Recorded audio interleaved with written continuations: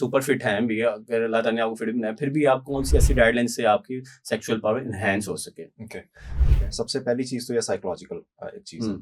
अब उस साइकोलॉजिकल चीज़ की सेकंड इज़ हार्मोन्स, कि वो हमारे हार्मोन्स जो हैं वो डायरेक्टली इसको इम्पैक्ट कर रहे होते हैं। और थर्ड इज़ ब्लड सर्कुलेशन, कि ये 3 मेजर कंपोनेंट्स हैं जिनके ऊपर आप अपनी बेस खड़ी कर रहे होते हैं कि अच्छा ये सारी चीज़ें आपकी सेक्सुअल एबिलिटी को इम्पैक्ट इनहेंस कर रही करें, हैं। ठीक है। जब हम डाइट की बात करते हैं तो डाइट जो है वो डायरेक्टली 2 चीज़ों पे इम्पैक्ट करती है। नंबर 1 हमारे हार्मोन्स के ऊपर एंड नंबर 2 हमारे ब्लड सर्कुलेशन के ऊपर। अब अगर हम नोट करें टेस्टोस्टेरोन लेवल्स के ऊपर, तो आज से 50 साल पहले और अब ग्रेजुअली मेल्स में टेस्टोस्टेरोन लेवल ड्रॉप हो रहा है, कंसिस्टेंटली ड्रॉप हो रहा है। अब डाइट में हमें क्या चाहिए? एक वो वाली फूड्स जिसमें गुड कोलेस्ट्रॉल है, सेकंड वो वाली फूड जिसमें अच्छे omega 3 and omega 6 fatty acids हैं जो टेस्टोस्टेरोन की प्रोडक्शन को सपोर्ट करते हैं। Desi ghee is one of the things जिसको आप खाने पकाने के लिए भी यूज़ कर सकते हैं।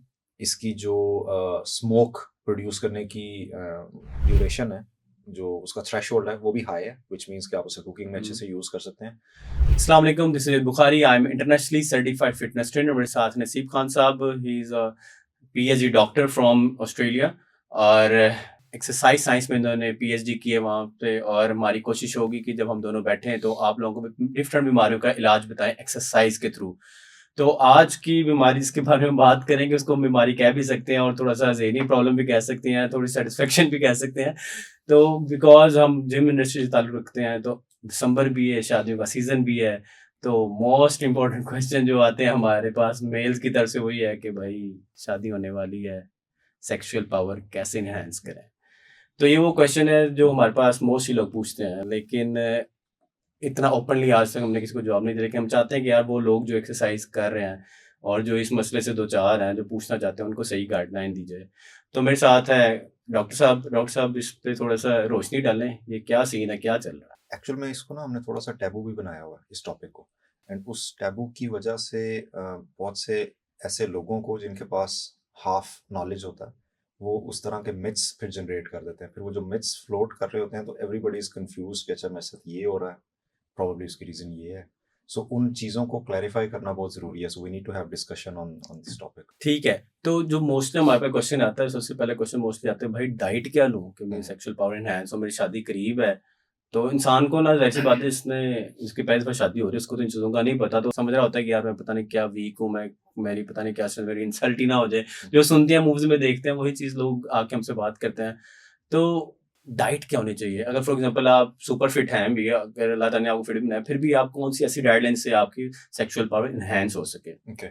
अब इसमें ना सबसे पहले हमें थोड़ा सा फिजियोलॉजी को समझने की ज़रूरत है कि कौन सी ऐसी चीज़ें हैं हमारी बॉडी के अंदर, कौन से ऐसे फंक्शंस हैं जो हमारी सेक्सुअल एबिलिटी को डिक्टेट करते हैं या उस पे इफ़ेक्ट करते हैं। ठीक है। सबसे पहली चीज़ तो ये साइकोलॉजिकल एक चीज़ है। हुँ, अब उस साइकोलॉजिकल चीज़ के लिए आगे हम डिस्कस करेंगे कि कौन से फैक्टर्स आते हैं। सेकंड इज़ हार्मोन्स, कि वो हमारे हार्मोन्स जो हैं वो डायरेक्टली इसको इम्पैक्ट कर रहे होते हैं। और थर्ड इज़ ब्लड सर्कुलेशन, कि ये 3 मेजर कंपोनेंट्स हैं जिनके ऊपर आप अपनी बेस खड़ी कर रहे होते हैं कि अच्छा ये सारी चीज़ें आपकी सेक्सुअल एबिलिटी को इम्पैक्ट एनहांस कर रही हैं। करेंगे, ठीक है। जब हम डाइट की बात करते हैं तो डाइट जो है वो डायरेक्टली 2 चीज़ों पे इम्पैक्ट करती है। नंबर 1 हमारे हार्मोन्स के ऊपर एंड नंबर 2 हमारे ब्लड सर्कुलेशन के ऊपर। ठीक है। अब हार्मोन्स को इम्प्रूव करने के लिए प्राइमरीली जिस हार्मोन पे हम फोकस करते हैं that is testosterone, which is responsible for libido, which is sex drive, hmm, and secondly, it's responsible for how good we are in the bed. अब उसे इम्प्रूव करने के लिए आपको ये देखना पड़ेगा कि टेस्टोस्टेरोन की प्रोडक्शन हो किस चीज़ से रही है। अब अगर हम नोट करें टेस्टोस्टेरोन लेवल्स के ऊपर, तो आज से 50 साल पहले और अब ग्रेजुअली मेल्स में टेस्टोस्टेरोन लेवल ड्रॉप हो रहा है, हुँ, कंसिस्टेंटली ड्रॉप हो रहा है। अब बिल्कुल। ये ड्रॉप क्यों हो रहा है? Primarily 2 reasons. नंबर 1 जो आपने अभी डिस्कस कर लिया, डाइट। अब डाइट में हमें क्या चाहिए? एक वो वाली फूड्स जिसमें गुड कोलेस्ट्रॉल है, सेकंड वो वाली फूड जिसमें अच्छे omega 3 and omega 6 fatty acids हैं जो टेस्टोस्टेरोन की प्रोडक्शन को सपोर्ट करते हैं। सेकेंडली ये दोनों चीज़ें मिलके आपके स्पर्म काउंट को भी सपोर्ट कर रहे होते हैं, because that is one of the things जो आपको आगे फर्टिलिटी के लिए रिक्वायर्ड है। Once you're trying to hmm, conceive a baby, so you need to have a good amount of sperm, and उस sperm को हेल्दियर भी होना चाहिए। सो इन दोनों चीज़ों के लिए वन थिंग, कोलेस्ट्रॉल कितना चाहिए? जो अभी हमें करंट काउंट्स में बता रहे होते हैं that is way less than what is required by the body. But problem यहाँ पे आती है कि जब हम उस कोलेस्ट्रॉल को, या लेट्स से हम इसे फैट कहते हैं, कि हम फैट खा रहे हैं लेकिन जनरल डाइट में हम उसके साथ कॉम्बिनेशन किसको कर रहे होते हैं, शुगर्स को। सो हमें उन शुगर्स को कट ऑफ करना है, तब अगर हम उन फैट्स को ले रहे होंगे ना तो फिर वो हमें प्रॉब्लम क्रिएट नहीं करेगा। सो ये तो आपके हार्मोन्स वाली साइड आ गई।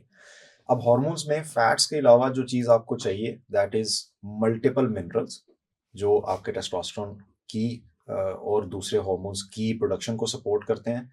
And third, vitamins. अब विटामिन्स में main vitamins B complex, B12, जिसको हम सियानाकोबालामिन की फॉर्म में अक्सर ले रहे होते हैं। एंड सियानाकोबालामिन जो है हमारी बॉडी उसको बहुत अच्छे से प्रोसेस कर नहीं सकती। जो एक्चुअल फॉर्म हमारी बॉडी इजीली प्रोसेस करती है दैट इज मिथाइल कोबालामिन। अब वो मिथाइल कोबालामिन हमें नॉर्मल जो मल्टीविटामिन्स अवेलेबल है उनमें नहीं मिल रही होती। Probably I don't know, I can just predict कि शायद सियानाकोबालामिन चीपर है तो फार्मास्यूटिकल कंपनीज प्रेफर करती हैं कि वो उसको यूज कर लें। बट टेकिंग सियानाकोबालामिन इन मल्टीविटामिन्स आपको हेल्प नहीं करती वो टारगेट्स अचीव करने। अच्छा डॉक्टर साहब, मुझे बताएं कि ये तो हो गया कि अगर विटामिन आपने कहे लेने, लेकिन हम डाइट से इसको कैसे पूरा कर सकते हैं? वो लोग जो फॉर एग्जांपल किसी को रिकमेंड की जाए, तो बिकॉज यू आर डॉक्टर हम तो रिकमेंड नहीं कर सकते ना मेडिसिन किसी को, तो डाइट में क्या दिया जाए कि घर की डाइट ये खाओ तो भाई उससे आप इंशाल्लाह फर्क पड़ेगा। अभी आपने एक वर्ड यूज किया था desi ghee, so let's start with that. Okay. Desi ghee is one of the things जिसको आप खाने पकाने के लिए भी यूज कर सकते हैं। इसकी जो स्मोक प्रोड्यूस करने की ड्यूरेशन है, जो उसका थ्रेशोल्ड है वो भी हाई है, विच मीन्स कि आप उसे कुकिंग में अच्छे से यूज कर सकते हैं। सेकेंडली आप इसको रॉ भी यूज कर सकते हैं। इन ऑल केसेस ये आपको good fats, good cholesterols provide करेगा जो आपके टेस्टोस्टेरोन को सपोर्ट करे।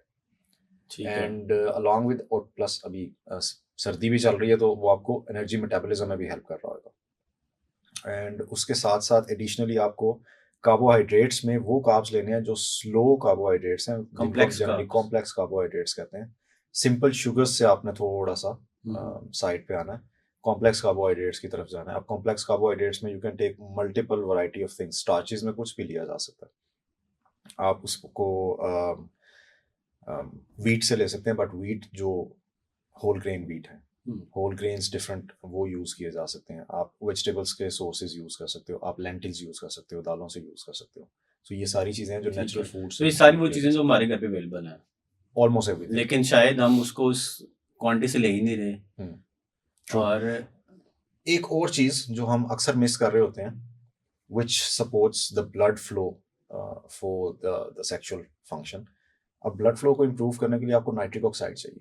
ठीक है। नाइट्रिक ऑक्साइड आता है जनरली प्रोटीन से। Okay. So proteins are also one of the things जो हमें एब्सोल्युटली नेसेसरीली लेनी है। अच्छा, वो बच्चे जो वेजिटेरियन है पाकिस्तान में रह के भी जो डेयरी आइटम्स नहीं खाते, तो वो मेरे ख्याल से उनमें थोड़ा प्रॉब्लम हो सकता है इस चीज़ का। पॉसिबिलिटी हो सकती है, देयर कुड बी। उसको अवॉइड करने के लिए जो लोग वेजिटेरियन हैं उनको ये चाहिए कि फिर वो मल्टीपल दालों को मिक्स करें ताकि वो अपने जो एसेंशियल अमीनो एसिड्स हैं उनको तक जा कंप्लीट सकें। करके वो ले लें। अब वो मल्टीपल दालों से जब हम बात करते हैं तो एक दाल खाने से सारे के सारे एसेंशियल अमीनो एसिड्स नहीं मिलते, बिकॉज दालों में इनकम्प्लीट प्रोटीन। इनकम्प्लीट है, बिल्कुल। सो आप उनको कंप्लीट करने के लिए 3 4 5 दालों को मिक्स करके या through out the day different दालों को आप सर्विंग्स बना के आप ले लेते हैं, तो फिर वो आपकी रिक्वायरमेंट्स पूरी हो जाती है।